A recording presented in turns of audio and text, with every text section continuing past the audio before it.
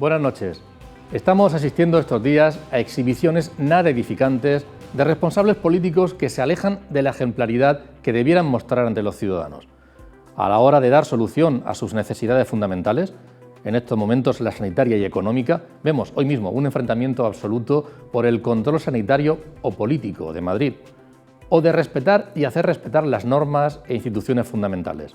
Miembros del Ejecutivo vilipendian al rey y a la Constitución que nos hemos dado todos, y se escenifica una dañina polarización en el Congreso.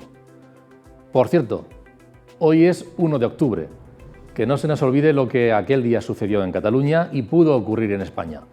Y seamos conscientes de que los republicanos catalanes no están en contra del rey porque quieran una república española, sino porque la corona simboliza la unidad de España y si ayudan a derribarla, estarán más cerca de su objetivo secesionista. Ni por otros intereses, ni en nombre del buenismo, se puede dejar el protagonismo a las minorías que quieren dinamitar los referentes institucionales, representativos y culturales de cualquier Estado. Sus defensores deben preservar sus principios, saber elegir a sus socios y limitar los pasos a los enemigos comunes.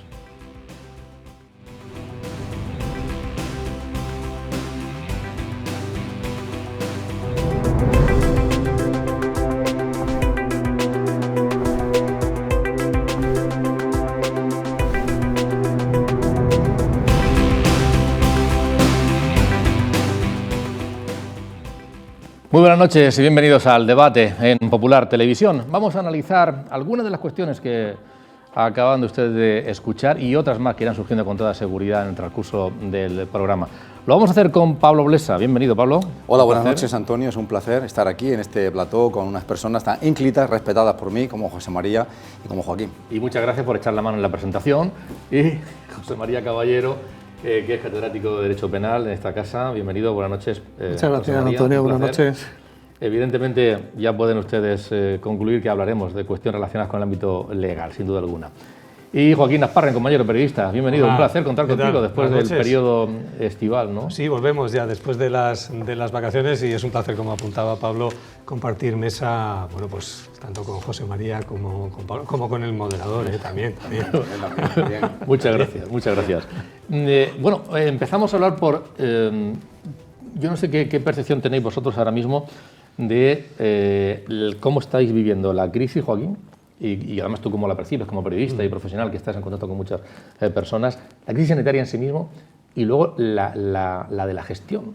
Acaba de publicarse en el Boletín Oficial del Estado una normativa de obligado cumplimiento que seguramente va a cambiar muchas cosas en ciudades de más de 100.000 habitantes y seguramente de ahí para abajo. ¿Cuál es tu percepción en estos momentos? Sí, bueno, podríamos hablar mucho sobre esta cuestión, pero por sintetizar un poquito, mira, por un lado, desde el punto de vista personal, con impotencia y al mismo tiempo enrabietado. La pregunta que yo creo que nos hacemos muchos ciudadanos, y por supuesto no hablo en nombre de todos, es ¿qué ha pasado? ¿Por qué estamos otra vez en esta situación tan complicada, con tanta presión de nuevo sobre el conjunto de lo que es la sanidad, particularmente sobre la sanidad pública, también aquí en esta región? ¿Qué es lo que se ha hecho mal? Por un lado, mirando hacia las administraciones y hacia sus responsables, pero también mirándonos a nosotros, que yo creo que es ese ejercicio que hay que hacer también de, digamos, autocrítica, de hasta qué punto estamos fallando en nuestras responsabilidades como ciudadanos a la hora de observar todas las medidas de prevención del contagio, ¿no? Que en el fondo es lo que está provocando la expansión de la pandemia. Bueno, hay unas normas claras, hay unas normas que se supone desde el minuto 1, bueno, no el minuto 1, vamos a decir el minuto 2 porque hubo sus variantes y sus versiones posteriores, pero bueno, si las normas están claras, ¿qué falla? ¿Por qué no las cumplimos? Yo creo que nos deberíamos preguntar todos, y en particular algunos, esto, ¿no? Es decir, y son normas sencillas, yo creo que no es nada complicado, ¿no? En cualquier caso, yo tengo la percepción también, Pablo, de que cuál es la realidad. A veces, dependiendo a quién escuchemos, sobre todo en Madrid, ¿no? Oímos los datos, sí están llegando, tales son los límites, esto está mal, esto está peor, la solución es esta, la otra. Y terminas con muchas dudas sobre cuál es la realidad y cuál es la mejor receta, ¿no?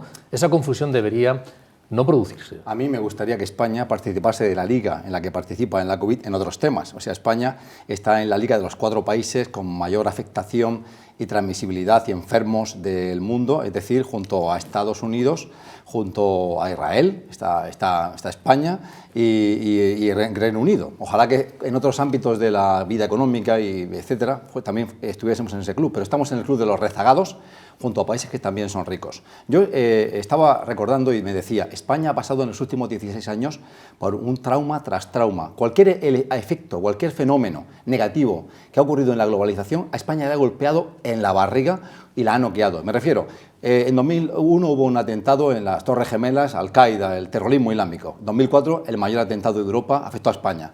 Revienta Lehman Brothers, tenemos la crisis financiera de 2008. A España, la burbuja económica financiera de la construcción explota. Y ahora se produce una pandemia global que comienza en China y España de nuevo recibe el trayazo en los intestinos y con el resultado también de un aumento del paro exponencial tremendo. A mí lo que me da tristeza es que en cualquier lugar del mundo, y también en España, la ciencia y la política se han llevado a encontronazos. Es decir, los políticos no siempre han seguido los dictámenes de los científicos o de los expertos. Incluso a veces, como sabemos, se ha hablado de expertos que no existían, que estaban asesorando a políticos que sí existían, estaban tomando decisiones, a veces desde el prisma político. Y ahora ese fenómeno, en el caso actual con Madrid en particular, se ha terminado de politizar a extremos hasta crearse faccionalismos. Entonces se ha creado un bloque del Partido Popular, que ha votado, como todos sabemos, y ha prevenido o se ha puesto en contra de las decisiones del Ministerio, del señor Illa, que son unas decisiones que se pretenden objetivas. Es decir, Illa lo que está diciendo el Ministerio de Sanidad es,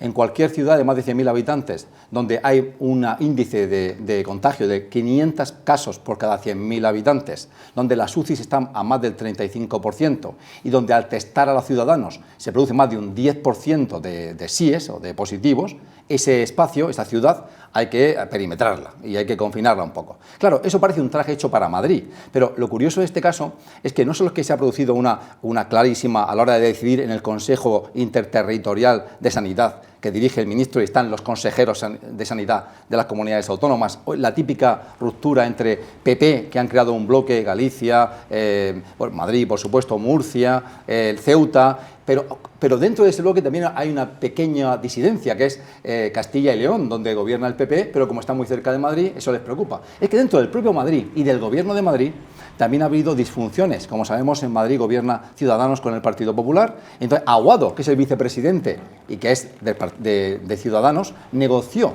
con el Ministerio estos criterios que luego finalmente la presidenta Ayuso pues no ha respaldado y el gobierno de Madrid no ha respaldado. Lo que también parece confuso es que de pronto hay una reunión, hay una puesta en escena de la presidenta de Madrid con el presidente del gobierno, se habla de consenso.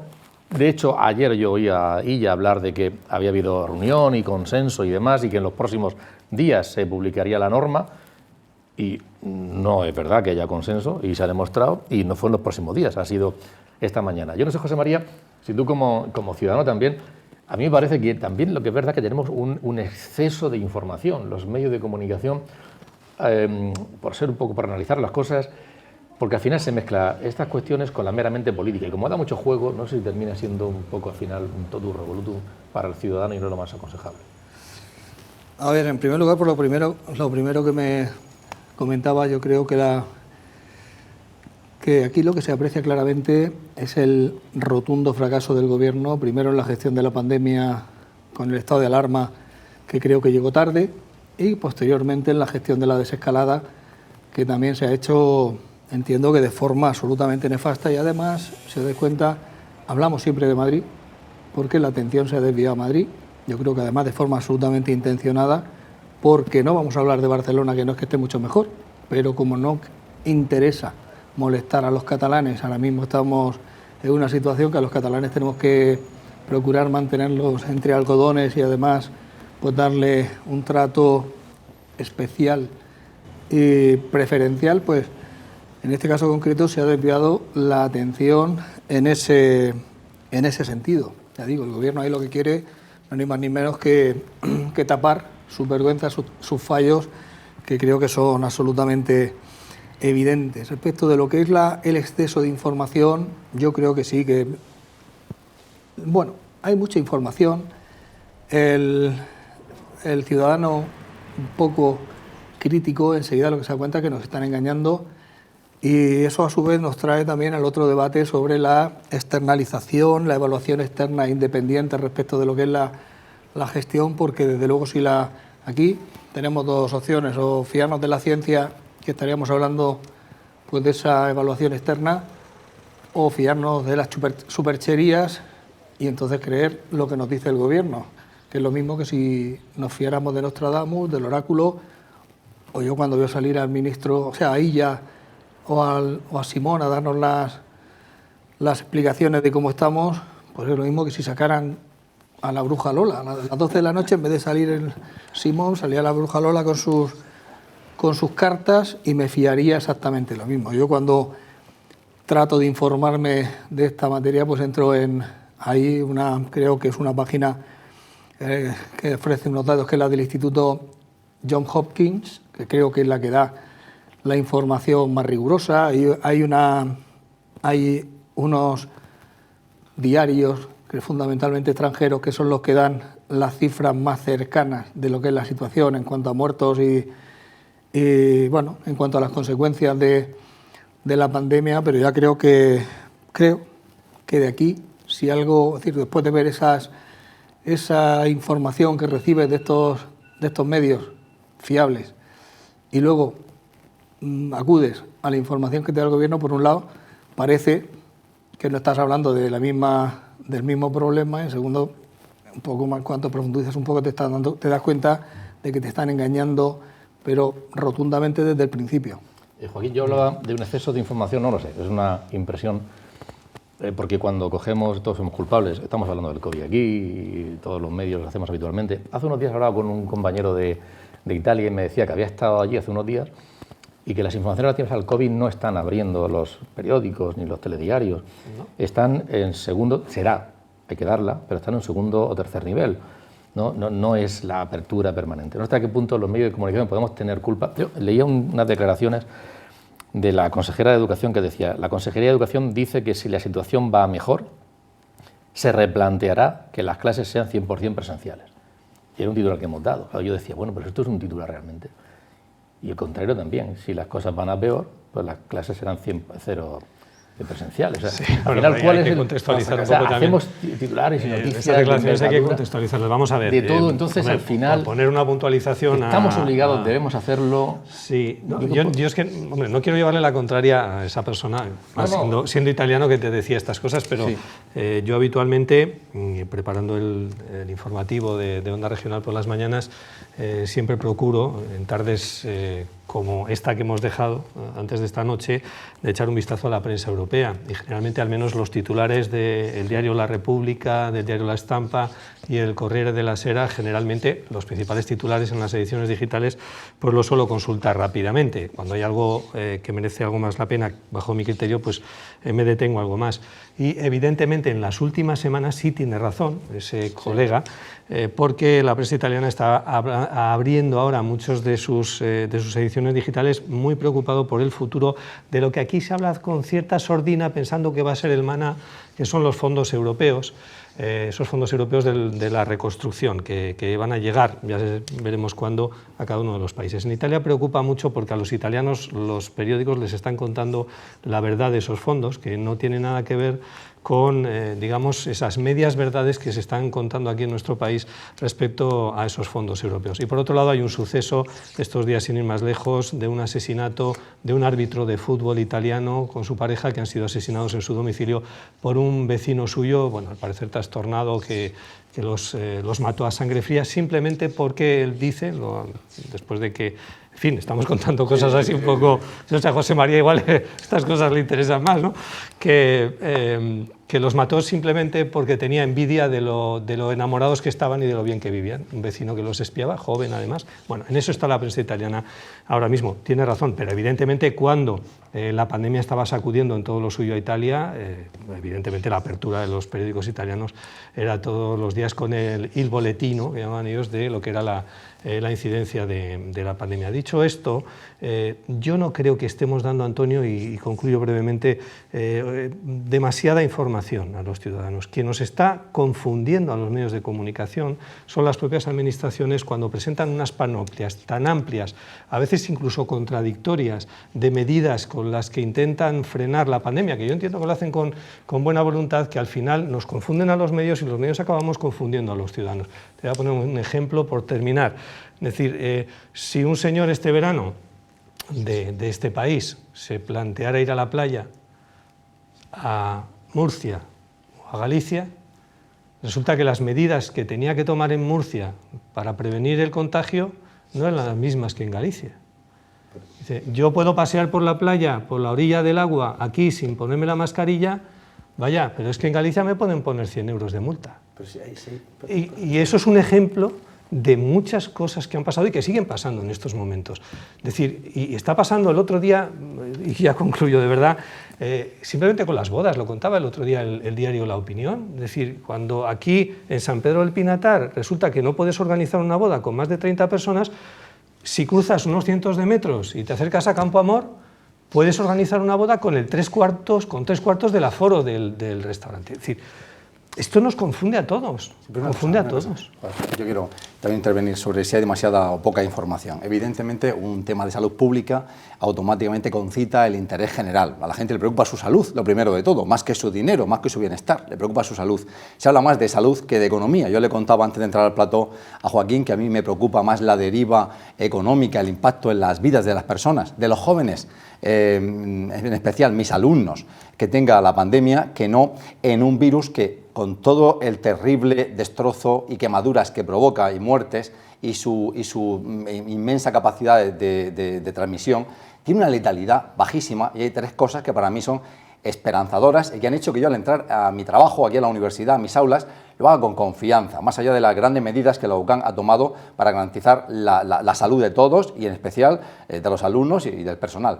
Y es uno, que el impacto y la mortandad del virus no es la misma en esta segunda ola que en la primera. ¿Por qué? Porque al virus se le conoce, se le ha estudiado, lo hemos radiografiado, hay ahora medidas de simplísima aplicación que reducen la mortandad un 30%. Por eso las UCIs están menos atosigadas y por eso también se ve que la mortandad puede ser hasta del 0,02. Eso sí, los ancianos mueren y las personas que tienen un aquejamiento previo sabemos que mueren, y mueren jóvenes. Ayer murió un chico de 31 años. No estoy minusvalorando al virus y menos mirándolo con desdén. No, es peligrosísimo. Pero hay que aprender a convivir con esta realidad. Por eso creo que los medios no es que informen demasiado. A mí me entristece que ve algo normal. Siempre hemos dicho en este programa que las pandemias hay que combatirlas localmente. Y si la coyuntura en Madrid no es la de Murcia, pues en Murcia te podrás pasear por Alfonso X sin mascarilla, por ejemplo, y en Madrid no, porque las pandemias tienen un efecto local. Y es más, puede que en Madrid hay 10 municipios que tienen que ser, tal vez, perimetrados y cerrados, porque ahí la incidencia, la virulencia está testada, es muy alta, mientras que puede que en el centro de Madrid sea muy baja. Así que yo eso lo veo normal. Hay una visión optimista, si me permites, has dado una visión muy optimista del coronavirus que no... Mi último argumento. Lo que sí estoy de acuerdo contigo en ese dibujo que has hecho es que cuando aquí terminamos el confinamiento, cuando aquí se cedió la competencia durante el confinamiento, el Estado central fue el que tuvo todo el poder decisorio. Cuando se abrió la mano y se distendió y se cedió a las comunidades autónomas la competencia para gestionar la crisis sanitaria en su comunidad autónoma, ahí donde el Estado español ha demostrado sus vergüenzas. Puntualizar. Yo creo que eres muy optimista conforme al comportamiento del coronavirus en sí. Y simplemente te voy a dar un dato que yo creo que te contradice un poco en lo que argumentabas. Vamos a ver, ahora mismo se saca el pecho en este país, de alguna forma, por un lado llamando la atención a determinados sectores más jóvenes de la población, diciendo que ojo que el coronavirus está afectando cada vez a gente más joven porque está bajando la media de edad de los contagiados. Y está muy bien que se llame la atención a esos colectivos. Pero ¿por qué está bajando la media de edad? ¿Porque el coronavirus no es tan agresivo? No, porque lo que ocurre es que después de la experiencia de la primera ola, los sectores mayores con más edad de la población son los que están tomando las medidas a pie juntillas. Luego se cuidan muy mucho de contagiarse, porque el otro día, sin ir más lejos, el ministro de Sanidad francés decía, en Francia está pasando lo mismo, también está bajando la edad. En el momento en el que la edad de los contagios vuelva a subir, la media de la edad, significará que las poblaciones más vulnerables han vuelto a quedar expuestas al coronavirus y estaremos en la misma situación de mortalidad que en la primera ola. No quiere decir que el coronavirus sea más majete en este caso. Hemos hablado de la normativa que ha entrado en vigor a nivel nacional, que ha tenido que ver con Madrid, por el debate en Madrid, pero es de aplicación nacional. Y por tal motivo, esta mañana hemos preguntado al consejero de Salud de la región de Murcia, a Manuel Villegas, sobre hasta qué punto cumplimos aquí en la región de Murcia y cuáles son las cosas que nos pueden aplicar que no preveíamos como consecuencia de la entrada en vigor de esta legislación. Esta propuesta en la región de Murcia, como es el caso, solo se aplicaría en las ciudades de Murcia y Cartagena, que son las que tienen más de 100.000 habitantes. La postura tanto de los técnicos como de las personas responsables de la Comisión de Salud Pública fue que Murcia estaba en contra de las medidas aprobadas o que iba a presentar el Gobierno porque necesitábamos tiempo para consensuar. Estamos de acuerdo en que, evidentemente, hay que buscar unos indicadores comunes para toda España, lo estamos pidiendo hace ya muchas semanas, pero esas medidas indudablemente tienen que ser consensuadas y tenemos que llegar a un acuerdo. Lo que no se puede hacer es presentar unas medidas, no dar tiempo a los técnicos, que son al fin y al cabo los que tienen que ponerse de acuerdo, e intentar la aprobación o el respaldo del Consejo Interterritorial por la tarde. Eso yo lo considero que fue una auténtica encerrona. La postura de Murcia es no. Si quitamos el tema de los 100.000 habitantes para tomar esas decisiones, pues ya les he comentado antes que la ocupación de UCI en la época, si tenemos en cuenta las camas pre-COVID, que es lo que marca o lo que dijo el Ministerio, en principio no ahora, sino desde el principio, estaríamos por encima del 35% de ocupación. Ahora digo que estamos en torno al 58% de ocupación. Eso es con arreglo a la situación que marca la orden del Ministerio. También es verdad que cuando uno ve las ratios que el mismo Centro de Coordinación de Alertas y nos pone a nivel de todas las comunidades, la ocupación que tenemos tanto en hospitalización como en intensivos, estamos por debajo de la media nacional. O sea que realmente depende con qué nos estamos comparando y cuáles sean los criterios. Pero en principio ese criterio no lo cumpliríamos. El tema de los 500, de los más de 500 de tasa de incidencia acumulada, por supuesto en Murcia y Cartagena no se cumple, no tenemos, pero sí hay municipios que están por encima de 500. Prácticamente los municipios que tenemos confinados ahora mismo, que son Totana, Lorca y Jumilla, están por encima. Totana, por ejemplo, recordemos que tiene casi 2.000 o 2.000 y pico de tasa de incidencia acumulada en los últimos 14 días. Y el porcentaje de PCRs positivos, estamos en torno a lo que marca el Ministerio. Dice que ahora el 10%. Nosotros hoy estamos por encima del 10%, ayer estábamos en torno al 9%. Lo estamos manejando en torno al umbral que ponen ellos como indicador. Ellos dicen que para tomar medidas tienen que cumplirse todos y cada uno de estos criterios. Con lo cual ahora mismo, si aceptamos así esa situación, teniendo en cuenta que el porcentaje de PCRs estamos en torno al 10%, pues habría que ver el municipio en concreto, que eso habría que verlo, si el municipio en concreto, las PCRs que se han hecho en ese municipio son las que hay que considerar, que eso no lo teníamos claro ayer en el Consejo Interterritorial. José María, antes ha hecho referencia al si debería haber una evaluación de expertos con el ánimo de ver cómo se han hecho las cosas y si se pueden mejorar, y si hay responsabilidades que se depuren, pero sobre todo para ver cómo se han hecho las cosas y mejorarlas. Hay voces que dicen que no sería adecuado. Y luego también en el ámbito de la investigación hay un pronunciamiento de la Fiscalía oponiéndose a que se ha dicho que haya una causa general contra el Gobierno. Yo no sé si eso tapa la puerta a que pueda haber investigaciones concretas de familiares que quieran saber si se ha actuado adecuadamente, bueno, o colegios profesionales, que también ha habido colegios profesionales que han presentado alguna denuncia. Es decir, ¿cabe la opción a la investigación y de qué manera podría ser? A ver, la Fiscalía ha dicho que no se abre una puerta general. La orden de la Fiscal General del Estado me parece que ha sido que se sobresean y se archiven todas las causas que hay abiertas, ¿vale? Yo como jurista, es decir, no voy a decir que contra el Gobierno admito algo que en general no admito, como es una causa general. Una causa general, en principio, creo que no es admisible contra nadie, pero sí las causas particulares por hechos concretos, que entiendo que los hay y entiendo que se ha de responder por ellos. El Código Penal contiene un artículo, que es el artículo 11, el que dice que por ley está obligado a evitar que se produzcan determinadas consecuencias lesivas que serían constitutivas de delito, si esa persona, en su posición de garante, no evita ese daño, ha de responder por él en lo que se denomina comisión por omisión. Y aquí, estas personas en su día, cuando ya se conocía perfectamente o tenían motivos más que suficientes, se ha acreditado documentalmente con esos documentos que en su día circularon, que eran conscientes plenamente de la gravedad de la pandemia. De hecho, parece ser que una semana antes, a una reunión, me parece que era de evangelistas que se quería hacer en Madrid, se les prohibió porque se iban a reunir 5.000.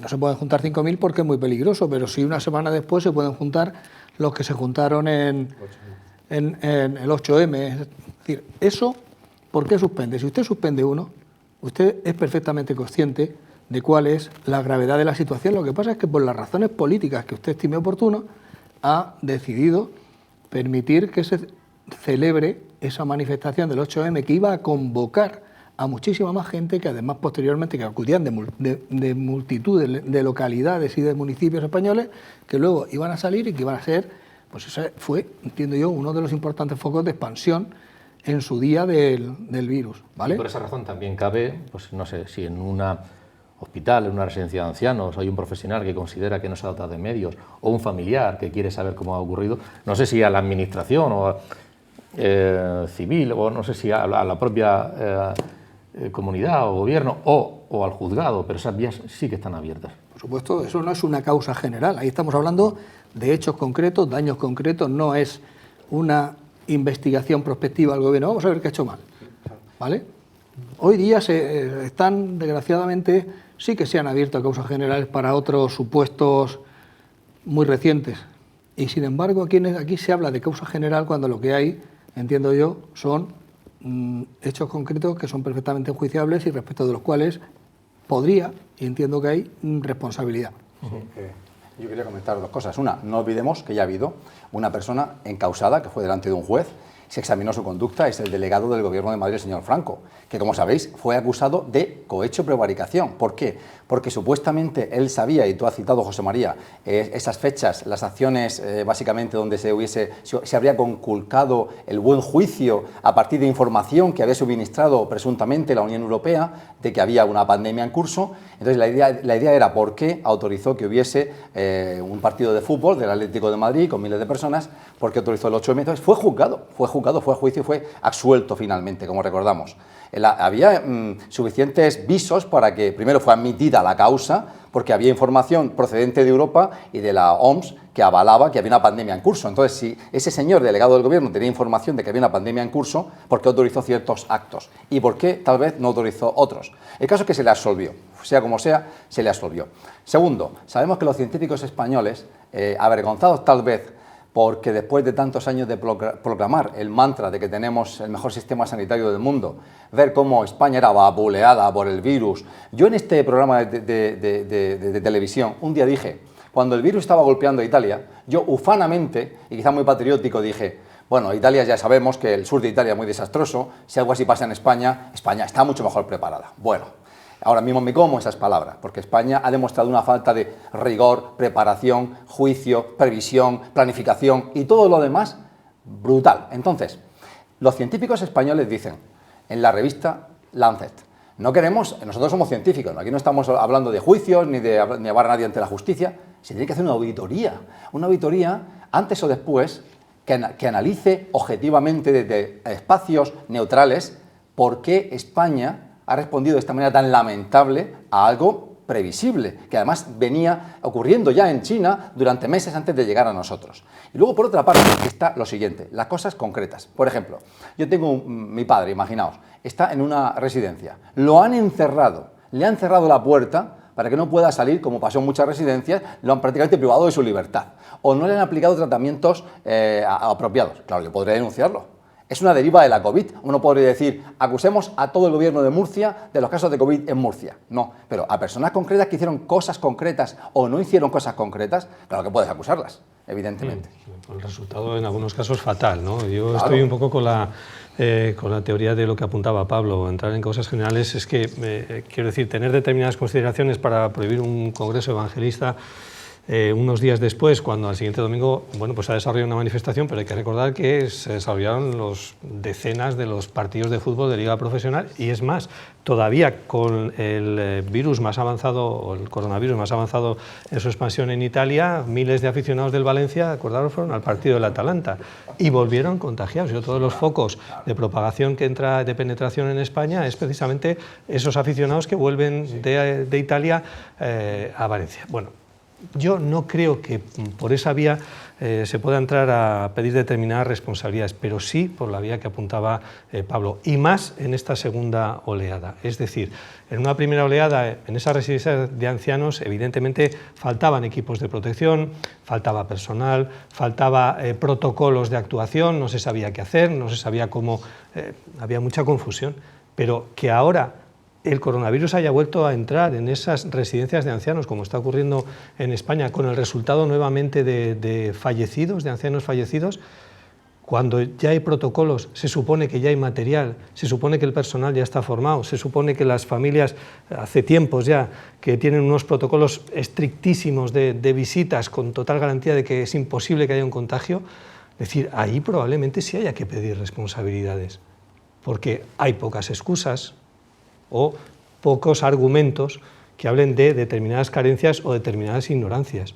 Es decir, yo más creo en causas individuales que se investiguen en esta segunda oleada, ¿no? Con esos resultados. José María, bueno, hablábamos de que se ha puesto en marcha, se ha publicado esta normativa a nivel nacional como consecuencia yo creo que del debate en Madrid, ¿no? Porque si no, no hubiera salido. Bueno, hemos acudido hace unos minutos tan solo, porque no podía estar aquí en directo, a un buen amigo que es José María Coello de Portugal. Él es profesor de Derecho Constitucional en la Universidad Complutense y colaborador también aquí en la UCAM. Él vive en Madrid, está en Madrid, y hemos hablado con él, le hemos preguntado a nivel personal cómo está viviendo esta situación, y luego también uno de esos puntos de fricción y de enfrentamiento. ¿Qué le parece, como estudioso, como académico, qué pasa con la renovación de los cargos del Consejo General del Poder Judicial? José María, buenas noches. Como ciudadano madrileño, ¿qué sensación tienes de la situación sanitaria que existe en estos momentos allí en Madrid? ¿Y qué te parece sobre qué pozo te deja, insisto, como ciudadano, ese enfrentamiento político permanente que trasciende en los medios de comunicación? Bueno, pues buenas noches, Antonio. En fin, me preguntas como ciudadano te contesto. Hombre, pues indudablemente hay, digamos, los gobiernos de ambas administraciones son de estilo político diferente, y a mí me gustaría que en una circunstancia como esta, pues bueno, llegaran a un entendimiento, porque están en juego asuntos muy importantes como es la salud de las personas, como es la economía, como es, en fin, pues de alguna manera todos los valores que tenemos en juego. Indudablemente me gustaría que ambas administraciones pues llegaran a un entendimiento. Realmente, mira, el alcalde de Madrid, que es uno de los dirigentes públicos que está saliendo, digamos, ante la ciudadanía, quizá más reforzado de estas circunstancias tan lamentables que estamos viviendo los últimos meses, pues comentaba hoy en unas declaraciones que recoge el diario El País, bueno, pues que realmente Madrid es una ciudad a estos efectos difícil de gestionar, en el sentido de que se integra por 21 distritos, 18 de los cuales tienen más de 100.000 habitantes, siendo que 100.000 habitantes es en principio el umbral que se va a poner como frontera de la competencia autonómica para tomar las decisiones sanitarias. De manera que, efectivamente, las decisiones no digo yo que sean fáciles, porque Madrid es una ciudad grande, con un área metropolitana grande, con, bueno, pues con un montón de millones de habitantes, de vecinos, y por lo tanto, pues, digamos, dentro de toda su extensión, de todo el término municipal, pues hay situaciones muy diversas, muy distintas, y comprendo que adoptar las decisiones pues no es cosa fácil. Pero ya te digo, si me preguntas como ciudadano, te diría que ojalá que acierten, lo primero, y ojalá que se concierten, lo segundo.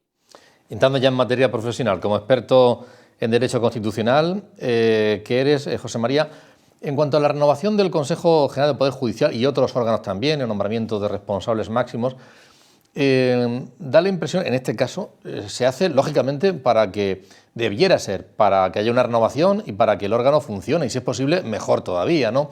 Sin embargo, con todo el debate político que está habiendo sobre el bloqueo, sobre una propuesta unilateral, al final da la impresión de que se trata de todo lo contrario, de una decisión para controlar políticamente el poder judicial. Eso por lo menos a mí me da la impresión como ciudadano. ¿Te preocupa que eso esté calando? Y yo no sé si tiene solución o no. Mira, empezando por lo último, me preocupa como creo que le preocupa a todo el mundo sensato. Es decir, el Consejo General del Poder Judicial, en particular dentro del Poder Judicial, bueno, pues de alguna manera es uno de esos órganos de los que periódicamente tenemos que hablar porque genera cierta controversia su renovación. En alguna medida, lo que sucede en esta situación es lo que ha sucedido, ya digo, tristemente, si hacemos un poquito de memoria, es decir, si abrimos el enfoque histórico, pues en bastantes ocasiones ya. Y es que sobre el Consejo General del Poder Judicial, pues late, vamos a decir, esa falta de acuerdo estructural en relación con la designación de sus vocales. El sistema por el que se optó hace muchos años, bueno, pues la indudable ventaja de que aumenta, podríamos llamar, el respaldo de otros, la legitimación democrática, como queramos llamarlo, de las personas que resultan designadas. Pero al mismo tiempo, digamos, correlativamente tiene un poco la desventaja de que puede reducir un poco su independencia. Y al, digamos, ser un órgano íntegramente, vamos a decir, designado por las Cortes Generales, por cada una de las cámaras, pues indudablemente el efecto de esta cercanía a veces, digamos, es la reproducción de los problemas que existen dentro de cada una de las cámaras. Me refiero cuando existe una gran fragmentación o una división política, bueno, pues digamos, esta situación podríamos definir coloquialmente de bloqueo, afecta al Consejo General del Poder Judicial. Que no olvidemos que es un órgano de gobierno, tal y como lo diseña la Constitución en su artículo 122. Es un órgano de gobierno del Poder Judicial, pero es un órgano de gobierno, es decir, carece de funciones jurisdiccionales. El Consejo General del Poder Judicial no es un tribunal, es un órgano de gobierno. Por lo tanto, ya digo, basculamos entre ese doble principio en el que, por un lado, es muy interesante que quienes lo integran tengan un respaldo democrático importante, pero al mismo tiempo esto trae como contrapartida que digamos, aquellas controversias que se puedan generar en el seno del Parlamento, pues acaben afectando al Consejo. José María. Bueno, indudablemente José María Coello es una gran persona, es una persona que tiende a verlo todo con muy buenos ojos. Yo discrepo, es decir, porque lo que él dice que es un, bueno, que como pequeña contrapartida que podía tener, para mí no es que sea una pequeña contrapartida, sino que es lo principal. El Consejo General del Poder Judicial, como el Tribunal Constitucional, como el Tribunal de Cuentas, se eligen por los partidos. Y estos partidos, y ya la experiencia, esto es algo que el debate está ahí de forma perenne y vamos, crónica, estos partidos no, insisto, a las pruebas me remito, no buscan a ver qué candidato voy a poner yo para que el Consejo General del Poder Judicial, para que el Tribunal Constitucional, para que el Tribunal de Cuentas funcione mejor, para que sea más eficaz, para que destaque por su excelencia en sus resoluciones, que es lo que en principio seguramente José María en esa visión buenista piensa. La realidad es que en la elección lo que se pretende, lo que se busca es a ver qué magistrados, a ver qué personas son las que pongo yo ahí para tener control sobre el Consejo General del Poder Judicial, sobre el Tribunal Constitucional y sobre el Tribunal de Cuentas. No se busca una mejor visión por parte del ciudadano de esos órganos, no se busca una mayor eficacia en su función, no se busca una mejor cualificación en sus resoluciones, sino que lo que se busca es cómo controlar esos diferentes altos órganos, altas instituciones del Estado. Y bueno, por mucho que el Consejo General del Poder Judicial sea efectivamente un órgano de gobierno, no es un tribunal que celebre sus juicios y ponga sentencias, pero sí tiene un peso específico muy importante dentro del Poder Judicial y ahí está. ¿Vale? Sí, bueno, yo creo que efectivamente estoy de acuerdo con lo que apunta José María. Creo que el sistema de elección del Consejo General del Poder Judicial tiene, digamos, cierta razón en sus comienzos, en la época, en los primeros años de la democracia, cuando de lo que se trataba mediante este sistema de elección era digamos, de ir evitando que el sistema judicial, muy vinculado al anterior régimen, siguiera de alguna forma copando lo que era el órgano de gobierno de la Administración de Justicia. De ahí que los partidos, digamos, con una buena intención inicial, intenten de alguna forma colocar a sus candidatos para ir renovando y ir quitando ese, digamos, esa pátina o ese barniz que pudiera tener el gobierno de la justicia que venía del anterior régimen, del régimen franquista. Hasta ahí bien. Lo que pasa es que evidentemente ya somos una democracia madura. Creo que el sistema judicial es lo suficientemente maduro como para poder elegir por sí mismo a sus propios órganos de gobierno. Yo soy partidario de que sean los propios jueces, mediante un sistema de meritocracia y con total transparencia, quien de forma gradual, de forma periódica, vaya renovando parte de sus componentes. Y yo creo que sería una forma de garantizar la independencia del órgano de gobierno del Poder Judicial respecto de los partidos. Creo que ya somos mayorcitos, como para que bueno, pues estemos todavía, o los jueces tengan que estar tutelados de alguna forma por parte de los partidos. Bueno, esta crisis, digamos, de parálisis en el Consejo General de Poder Judicial, que se ha descrito ya lo que es aquí, y también en el Tribunal Constitucional y el Defensor del Pueblo y el Tribunal de Cuentas, que son las partes de la estructura judicial española que controlan los partidos políticos, pues muy a colación, precisamente ayer la Comisión Europea, la cartera encargada de justicia, emitió unos informes personalizados por países, es decir, por países del Estado de Derecho en cada uno de esos países. Pues Polonia, cómo está, Hungría, cómo está, Alemania. Y en el caso de España sacó a colación o detectó 4 fallas importantes. Una precisamente era la falta de renovación, la interinidad del Consejo General.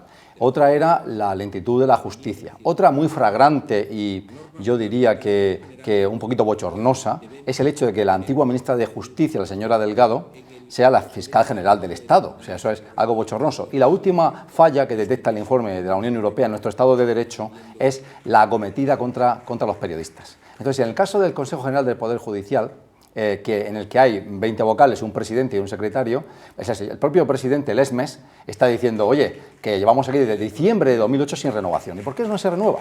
Porque ese consejo, el actual, la fotografía actual de ese consejo refleja el poder del Partido Popular en su época de mayoría absoluta. Por eso, de los 20 vocales, 12 son del Partido Popular, 5 son del Partido Socialista y luego hay 3 que pertenecen a otros partidos políticos. Claro, al Partido Popular tampoco le interesa mucho cambiar el color, porque tiene su foto.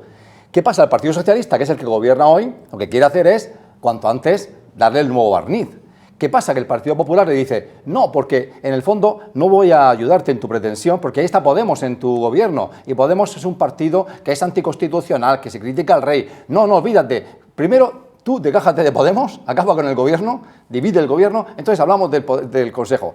Y entonces, en ese totum revolutum absoluto, pues lo que hay es que una incapacidad. Lo último es muy terrible y me parece, sería bochornoso, que el gobierno, para aparcar esta disonancia, esta incapacidad de llegar a un acuerdo con el PP, es necesario que el PP colabore para que haya un refresco, y ante el bloqueo del PP, dice, voy a aprobar una ley en el Parlamento, me quito de en medio al PP, es por mayoría absoluta esa ley, pero creen que la pueden obtener, y me quito de en medio a todos los vocales del PP. El Partido Socialista está muy enfadado, porque aunque tiene 5 vocales que ha puesto él, ¿qué pasó ayer? Lo que pasó ayer es que como el Consejo General del Poder Judicial también coloca o nombra cargos importantes en el Tribunal Supremo, pues independientemente de lo que el Gobierno haya estado diciendo, esos 5 vocales que nombró el PSOE en su momento, pues en bloque han apoyado al ESME y han estado tomando decisiones sobre nombramientos en el Supremo que ha molestado supinamente al Gobierno, porque no tiene ni voz ni voto dentro de ese órgano. Vamos a ver qué ocurre sobre eso. ¿Cabe la posibilidad de esa ley que tumbe esa modificación? Y también se vuelve a hablar, José María, del tema de sobre el tema del proceso, los presos, de indulto y amnistía. A mí me gustaría que brevemente, en una pincelada, marquen la diferencia de indulto y amnistía, y yo creo que me da la impresión de que ninguna de las dos figuras tiene sentido de salir adelante, pero luego veremos por qué. Bueno, en principio la amnistía no cabe porque la amnistía está expresamente prohibida por la Constitución. Y sería global para todos. Global para todos. Por otro lado, en cuanto al indulto, dice la Constitución que corresponde al rey el ejercer el derecho de gracia con arreglo a la ley y no se podrá dar indultos generales que tendría el mismo efecto que la amnistía. Y necesita el arrepentimiento, ahí es donde voy, cosa que no parece que vaya a ocurrir. En absoluto. Pero bueno, en definitiva es una atribución del gobierno, es el gobierno el que concede o no, es decir, cuando de hecho es una figura que está muy criticada porque supone una intromisión del Ejecutivo en las funciones de los jueces. Es decir, primero el juez, tras la celebración del juicio correspondiente, dicta la sentencia que procede en cada caso, y después, en caso de que se pida el indulto, es el gobierno el que dice si concede el indulto general, si concede un indulto parcial al solicitante, en función de las circunstancias que concurran, entre las que se valora normalmente. Una de las cuestiones es efectivamente que haya un arrepentimiento, es decir, que haya una voluntad por parte de esa persona, no haya un pronóstico de que en el futuro vuelva a reincidir en esa misma conducta por la que se le ha condenado. Pero no parece que sea el caso, porque no creo, Joaquín, que quienes están condenados por el proceso sientan el arrepentimiento, sino que al contrario, ellos creen que lo hicieron adecuadamente y por eso los partidos a los que pertenecen piden otra figura, y desde luego no es a que les obligue a algo que es negar su propia esencia, ¿no? Sí, además ellos reiteradamente, o creo que la mayoría de ellos, han vuelto a decir, ya lo dijeron en su día, que ellos no quieren el indulto, ni van a solicitar el indulto. Lo han hecho un par de asociaciones, creo, catalanas, y lo inició todo también un abogado de Barcelona a título individual. Y bueno, lo que se pretende desde el independentismo es la anulación de todo el proceso mediante una ley de amnistía, porque un indulto evidentemente deja un pasado de alguna forma penal, aunque esté indultado, se indulta algo que se cometió y que se admite que se cometió. Y ellos no admiten en ningún momento que cometieron nada ilegal, con lo cual lo que quieren es, evidentemente, la amnistía y esto, o la anulación de todo el proceso vía organismos internacionales, que es donde están también, ¿no? Ellos Cabe también, perdón, y ya todo lo de la ley, de que haya otra ley, y es la de eliminación de la sedición o reducción de condenas, con lo cual, si hay efectos retroactivos, que creo que lo hay, ¿no, José María? En este caso lo habría, ya se habrían cumplido. Son dos capítulos interesantes. Por un lado está, obviamente, que en el caso del catalanismo, el secesionismo, ellos quieren la amnistía por una razón muy sencilla. La amnistía borra el delito de tu expediente. La amnistía lo que viene a decir es que tú no has cometido ningún delito, sino que algo que era digamos, de naturaleza honrada o honesta, y sobre todo en el ámbito de las acciones políticas, libertades políticas, pues que en un momento fue reprimido, y por tanto al amnistiar es que no hay delito y no hay pena. Mientras que en el indulto, que puede ser de cualquier tipo de delito, no solo delitos políticos, en el indulto tú eliminas el aspecto de la pena, pero el delito permanece. Si tú has sido un delincuente que ha sido perdonado, pero ahí hay delito.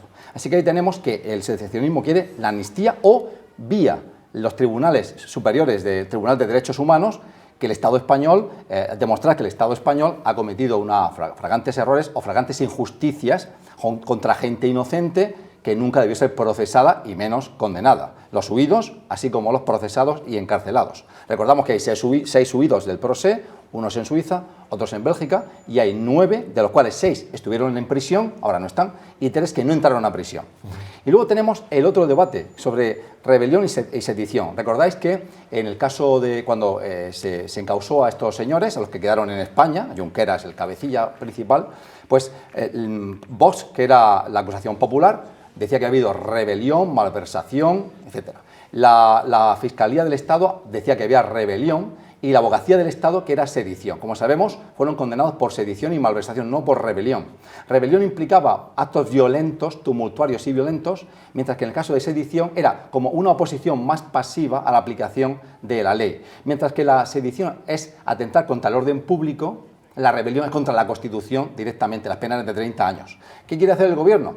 Quiere, mediante la modificación de la ley de enjuiciamiento penal, quiere por la vía trasera, al modificar el delito, modificar la pena y que tenga efectos retroactivos, y que si Junqueras tiene 10 años de pena se le queden 2, posiblemente. En cualquier caso, José María, lo que parece es que algunos tribunales, porque se dice a nivel europeo, no encaja la figura de la sedición, y algunos tribunales, como en Bélgica, pues nos pegaron un revolcón que no sé si había que avergonzarse la justicia española y demás, porque bueno, las decisiones y las actuaciones no cuadraban y tomaron decisiones muy contrarias a las nuestras. A ver, avergonzarse el Estado español se tiene que avergonzar porque por un lado está pidiendo la entrega de un fugado de la justicia, de un prófugo, mientras que al mismo tiempo con los compañeros, con los socios de ese prófugo, está sentado en las mesas para negociar determinadas cuestiones, ¿vale?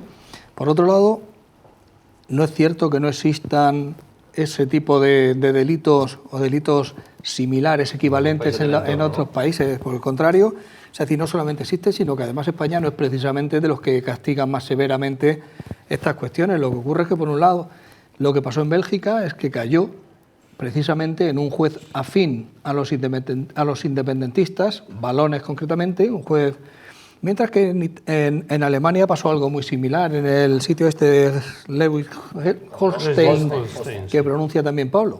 Pero ahí, en ambos casos, por un lado ha caído en jueces afines y por otro lado, además, han pervertido totalmente lo que es el proceso de la Orden Europea de Detención y Entrega, en la que en lo único que puede entrar a valorar el juez al que se le hace el requerimiento es que se haya respetado formalmente el proceso para solicitarlo. Si el procedimiento corresponde con los trámites establecidos, tiene que entregarlo, y lo que no puede hacer en ningún caso es entrar en el fondo del asunto, que es precisamente para lo que se le está pidiendo. Es decir, el Tribunal Supremo de España le está pidiendo que le entreguen a una persona para que después de un procedimiento muy largo, como se ha visto aquí, determinar, aunque luego hable de ensoñaciones, pero bueno, determinar en su sentencia si hay o no hay el delito del que se está hablando. Y un juez de pueblo de Alemania dice que no hay violencia, que es precisamente lo que se trata de determinar aquí. Es decir, entra en el fondo del asunto y dice que no existe el delito por el que se le está reclamando la entrega de esa persona y que por tanto no procede. Me parece no solamente una invasión de las funciones de los tribunales españoles, sino que además alterar las reglas del juego, porque no es así. Cuando en su día se pactó esto, que además era una modificación de la institución más antigua de la extradición, con el fin de agilizar incluso la entrega de nacionales que permite la Orden Europea de Detención y Entrega, pues aquí en este caso se desmarcaron de lo que ha sido la práctica habitual durante todos estos años y no entregaron a alguien que tenían que haber entregado. Sí, son visiones. Yo creo que en este caso lo que hizo o intentó hacer ese juez en Alemania, de Schleswig-Holstein, era buscar una similitud en el Código Penal alemán de lo que se le estaba requiriendo desde el Tribunal Supremo. Y bueno, lo único que hay en Alemania ahora mismo es el delito de traición, pero el delito de traición, que lleva una pena muy elevada, supone una violencia, un intento de golpe de Estado con violencia y de forma armada. Lo demás, las calificaciones que existen en Alemania, muy rebajadas en torno a la intensidad del propio delito comparado con España, es penas de resistencia a la autoridad agravadas, delitos tumultuarios que ponen contra las cuerdas, por decirlo así, incluso de forma violenta, a las fuerzas de seguridad del Estado, por ejemplo, en manifestaciones o en determinadas acciones de individuos, digamos, de manera particular, ¿no? Entonces, claro, es que no encajaba para el juez alemán ni en una cosa ni en la otra. Es decir, era mucho más lo que pedía el Supremo que un delito de resistencia agravada a la autoridad, y no encajaba tampoco con un delito de traición dentro de lo que es el Código Penal alemán. De ahí que, bueno, pero sí que efectivamente hizo una valoración también. Las cosas son como son. Hay una cuestión más que hemos hablado, vamos a escucharla, José María Coello. Insisto, que es profesor de Derecho Constitucional de la Universidad Complutense y colaborador de esta casa, la Universidad Católica. Le hemos preguntado por ese debate que es precisamente sobre la Constitución, a veces sobre la figura de la corona, que está llevándose a la opinión pública por parte de algún miembro del Ejecutivo, que está siendo motivo este mismo miércoles pasado en el Congreso de debate allí, trasciende a la opinión pública. ¿Cuál es su opinión sobre este asunto en el ámbito de los profesionales de la justicia? ¿Cuál es su opinión? Hay un debate abierto con algunas declaraciones públicas de líderes políticos sobre el rey, sobre el papel del rey, la figura, la legitimidad, sus intervenciones y demás. Yo no sé si todo este debate hay que dejarlo, bueno, pues entenderlo como algo que, bueno, pues es normal dentro de la vida pública y política y demás, o crees que de alguna manera mina la estabilidad de un sistema como el que tenemos, de la propia corona o de la propia Constitución. ¿Tú cómo lo valoras? Pues mira, yo lo valoro con cierto pesar. Hablabas de la legitimidad del rey. Vamos a ver, la legitimidad del rey está clarísima. Está clarísima porque la corona es un órgano constitucional que ocupa la jefatura del Estado, que ejerce las funciones de la jefatura del Estado con plena legitimidad, porque su legitimidad deriva de la Constitución. Es decir, dudar de la legitimidad del rey en el ejercicio de sus funciones como jefe del Estado es dudar de la eficacia normativa de la norma fundamental del Estado, es dudar de la eficacia normativa de la Constitución o de su carácter democrático. Es decir, la legitimidad del rey está absolutamente fuera de toda duda en el ejercicio de sus funciones. Esto, digamos, está claro, bueno, pues porque así lo prevé la Constitución. Dicho eso, desde la perspectiva política, no jurídica, una jefatura del Estado es útil o su función fundamental es precisamente estar fuera del debate político.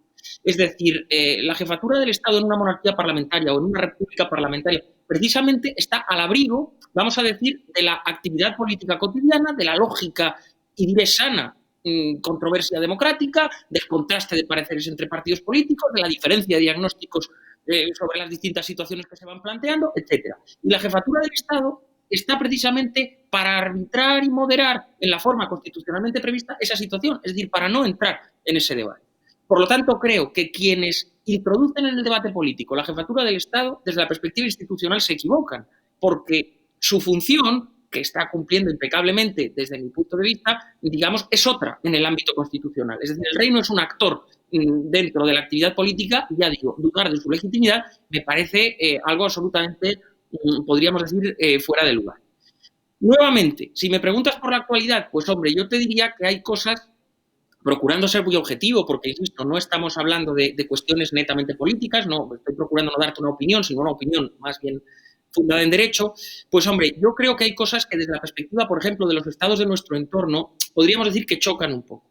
Por ejemplo, a mí me parece, esté o no políticamente de acuerdo con él, me parece posible y razonable, insisto, desde la discrepancia, pero me parece perfectamente lógico que, por ejemplo, un diputado pueda poner en cuestión en las Cortes Generales, en el Parlamento, digamos, en el Congreso de los Diputados, el modelo de jefatura del Estado. Esto es algo que constitucionalmente puede hacerlo, naturalmente que sí. Y, por ejemplo, voy a poner algunos nombres. El portavoz de un grupo parlamentario, bueno, pues puede indudablemente referirse a esta cuestión siempre con el respeto debido digamos, a los demás diputados, por supuesto a los ciudadanos, al decoro de la Cámara, pero puede poner, vamos a decir, sobre el debate estas cuestiones. A mí que lo haga un miembro del Gobierno me suena mucho menos respetuoso institucionalmente, porque el papel es otro. Es decir, un miembro del Gobierno, me da igual el vicepresidente que cualquiera de los ministros, de alguna manera se integra en el Poder Ejecutivo. Y el Poder Ejecutivo debe ser impecablemente respetuoso por su cercanía a la jefatura del Estado con el modelo institucional. Es decir, no es la actividad del Gobierno el lugar idóneo para poner en cuestión nada que tenga que ver con la jefatura del Estado. Lo sería en todo caso el Parlamento. Por eso sé que desde la perspectiva institucional me toca y como ciudadano me entristece un poco ver cómo miembros del Gobierno puedan hacer menciones en este sentido en ejercicio de su actividad administrativa. Porque, insisto, desde la perspectiva gubernativa no debe ser así. Cosa distinta es que el portavoz de un grupo parlamentario, en el lugar donde se le puede contestar, donde están representadas otras fuerzas políticas muy mayoritarias que piensan de otra manera, pueda tratarse esta cuestión. Pero creo que debemos claramente trazar una línea divisoria entre la responsabilidad del legislativo, que estos asuntos se pueden plantear, y las responsabilidades del ejecutivo. Pablo, ¿qué te parece? Bueno, sobre ese debate. Me parece que sobre la legitimidad de la corona, recordemos que fue la corona quien contribuyó decisivamente, bueno, protagonísticamente, a que España tenga una democracia. Fue el rey Juan Carlos quien trajo la democracia. Luego el rey Juan Carlos podemos hablar de su vida privada y lo que queramos, pero él trajo la democracia porque heredó el poder íntegro, total, completo como dictador de Franco, que se lo legó a él, y él trajo la democracia. Ellos han traído la democracia. Luego la corona ha servido indudablemente en su recorrido de 40 años en democracia para defender lo que trajo. Hemos visto al rey, en las diferentes, hablo del rey emérito, en las diferentes etapas sobre todo el famoso golpe de Estado del 23F, del lado de las libertades. Y hemos visto recientemente a su hijo Felipe VI en una postura similar, y yo he categorizado aquí que incluso más heroica, defendiendo la integridad del Estado español y las libertades de todos en Cataluña ante un golpe de Estado de libro que estaban llevando a cabo de manera abierta y civilina al mismo tiempo los secesionistas catalanes, Puigdemont a la cabeza. Por lo tanto, me parece por ese lado que la corona está más que justificada, me parece que por su función histórica y su acción en la historia está más que justificada, y me parece también, como dije el otro día aquí, que es un buen negocio para los españoles, puesto que es una figura apolítica, fuera de las mamandurrias de la política. ¿A quién le gustaría tener como jefe del Estado en una potencial república a, no sé, a Pedro Sánchez o a Zapatero? Yo es que no quiero eso. Me parece que la integridad histórica que encarna la corona es buena para un país tan centrífugo como España, y además me parece que es una monarquía barata de costear, que hace una gran función. Yo quería recordar que cada año el rey se encuentra, saluda, interactúa con más de 10.000 personas y que realiza más de 600 actos. Eso es mucho caminar y mucho viajar. Es un trabajo duro y, encima de todo, no tan bien considerado como desde mi punto de vista debiera ser. ¿Es momento del debate este? No, yo creo que no. De todas formas, tiene razón el vicedecano Coello cuando alude a que no tiene sentido que el jefe del Estado interfiera en la agenda política o en la agenda del gobierno, pero tiene mucho menos sentido que el gobierno interfiera en la agenda del rey, y es lo que ha pasado estos días, prohibiendo expresamente a Felipe VI el acudir a Barcelona a la entrega de despachos de la nueva promoción de jueces, y además por un argumento tan peregrino como el que la presencia del jefe del Estado en un punto del Estado vaya a alterar la convivencia. Me parece penoso lo que hizo el gobierno prohibiendo la presencia del jefe del Estado. ¿Para qué? ¿Quién es el que provoca? Porque parece como que el rey es un provocador que va a llegar a Barcelona a alterar la convivencia de los catalanes. No, mire usted, quienes se van a poner nerviosos y rabiosos serán los independentistas catalanes por la presencia del jefe del Estado con todo su derecho y toda su legitimidad en Barcelona. ¿Estamos cambiando los papeles? Habría que preguntárselo al gobierno. José María. Yo estoy completamente de acuerdo con lo que ha dicho José María Coello. El rey es una figura que está en la Constitución y que, como tal, hay que respetarla. El problema que se está planteando aquí, que es lo que me preocupa, es que estamos entrando en el juego de los independentistas, pero nosotros mismos, que el presidente del gobierno efectivamente decida romper lo que ha sido una tradición histórica también, que el rey presida la toma de posesión de los jueces cuando se abre el año judicial, etcétera, etcétera, porque se puede considerar una provocación. Es decir, nosotros mismos estamos ya empezando a atacar desde dentro de nuestra propia Constitución. Estamos entrando en el juego de los independentistas. Esto me recuerda a mí una entrevista que se le hizo en su día, me parece que fue a Ada Colau, en la que le preguntaban que ella qué pensaba de... Decir, mire ustedes tienen una Constitución, sí, pero esa Constitución no la queremos nosotros. Y nosotros no nos sentimos vinculados por ella, y por eso es por lo que nosotros tenemos legitimidad para ir en contra de ella y nosotros dotarnos a nosotros mismos de independencia y de autonomía. Dice, bueno, pero... Y eso es que nosotros no lo sentimos. Ustedes dicen que tenemos una Constitución que a nosotros nos afecta, que no queremos que nos afecte. Dice, bueno, entonces ustedes en su día, como ustedes no están vinculados por esto, ustedes se dotan de su propia Constitución, que sería la Constitución catalana. Efectivamente. Y cuando esta persona le dice, bueno, pero usted sabe que dentro de Cataluña hay mucha gente también que no es constitucionalista, o sea, perdón, que no es independentista, y en ese caso esta gente podrá decir que no asume esa Constitución sería para todos los catalanes, lógicamente. Es decir, que lo que ellos no quieren respecto a la Constitución nuestra pretenden imponerlo a los que no estuvieran de acuerdo. Ese tipo de cosas es en las que está entrando nuestro propio gobierno. Es decir, ellos no solamente atacan nuestra Constitución, sino que han contagiado ese tipo de comportamientos en nuestros propios, nuestros poderes públicos, es decir, los más altos poderes públicos del Estado, entre ellos el presidente del gobierno, que decide prescindir del rey en un acto tan importante. Y eso sí que me preocupa, es decir, no tanto porque esté o no esté, sino por el valor simbólico que eso tiene, porque estamos empezando nosotros mismos a resquebrajar la Constitución. Estamos queriendo, pues de alguna manera, pues debilitar figuras que en la Constitución tienen un papel absolutamente preponderante. Vamos a terminar ya, pero yo voy a hacer dos preguntas a Joaquín, no se les espera, pero un reto para que me responda con monosílabos si es posible. Joaquín, venga, vamos con ello. Aquí en la región de Murcia, por terminar en la región de Murcia con algo cercanito, hay ahí dentro de Ciudadanos una serie de movimientos y de movimientos respecto del Partido Popular. Vamos a ver, ¿crees que el conflicto ahí con Mario Gómez en el ayuntamiento puede romper la unidad de gobierno, ayuntamiento de la ciudad de Murcia, o al margen de los conflictos seguirá esa unidad?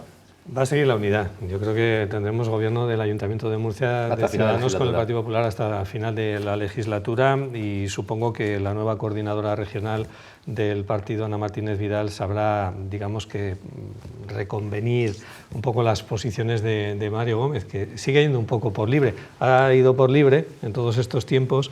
En el anterior mandato del Ayuntamiento también, bueno, pues iba un poco por libre, y esperemos a ver si Ana Martínez Vidal tiene un poquito más de mano. Y ya que hablas tú de Ana Martínez Vidal, al gobierno regional, en los cambios ahí en la coordinación de Ciudadanos con Ana Martínez Vidal, Isabel Franco y su grupo no aparecen en quienes están ahora frente del partido, trastocan los planes del gobierno regional, o también habrá estabilidad final, parece hasta que más, ¿no? Yo también apuesto en este caso por la estabilidad. Yo creo que dentro de Ciudadanos va a haber lo que se conoce como la coexistencia pacífica, y además impuesta desde Madrid, que supongo que habrá dejado bien claro que hay que estar, tienen que estar todos en su sitio y quietos, en tanto y cuanto Ciudadanos no encuentre de nuevo su espacio dentro de la política de este país, y esa, digamos, esa oferta hacia el resto de comparación con otros partidos políticos, y una oferta hacia los ciudadanos para que vuelvan a votarle. Y mientras tanto,